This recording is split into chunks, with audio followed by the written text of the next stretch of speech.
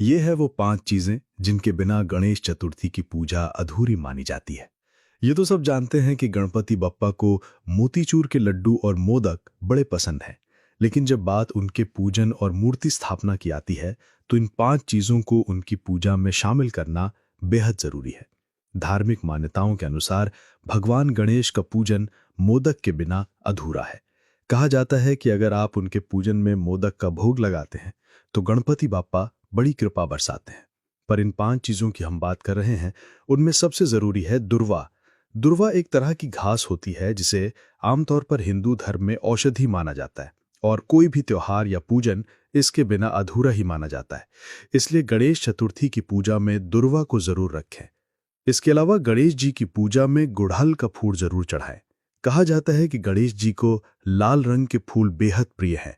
मान्यता है कि लाल रंग ऐसी तरंगे पैदा करता है जो भगवान गणेश से मेल खाती हैं।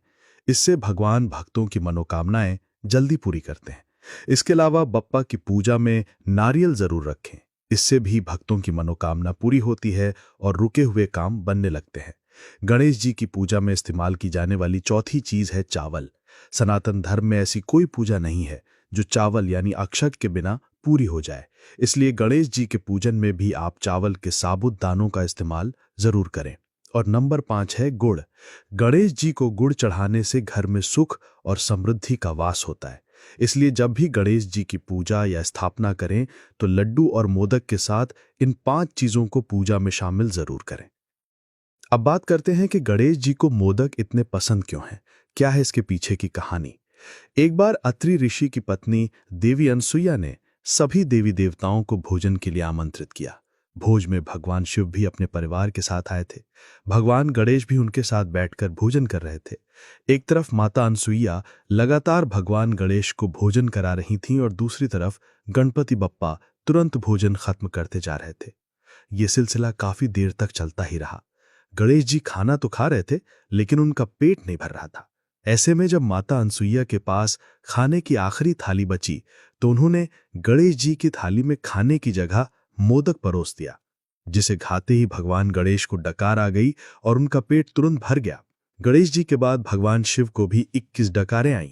ये देख माता पार्वती बड़ी प्रसन्न हुई, और उन्होंने तब सबके सामने कहा कि जो कोई भी भगवान गणेश को 21 मोदक का भोग लगाएगा, उसे सुख समृद्धि की प्राप्ति होगी। मोदक से जुड़ी एक कथा यह है कि एक बार भगवान शिव विश्राम कर रहे थे और गणेश जी द्वार पर पहरा दे रहे थे कि तभी महादेव से मिलने के लिए परशुराम जी आए।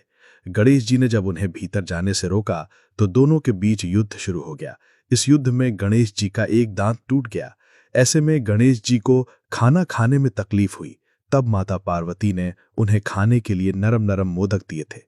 गणेश जी को मोदक बड़े पसंद आए, और तभी से मोदक उनका सबसे पसंदीदा भोग बन गया। इसके अलावा भी गणेश जी और उनके सबसे फेवरेट मोदक से जुड़ी कई पौराणिक कथाएं प्रचलित हैं, जिसमें बताया गया है कि आखिर मोदक सबसे पहले किसने बनाया और आखिर ये मिष्ठान बना कैसे।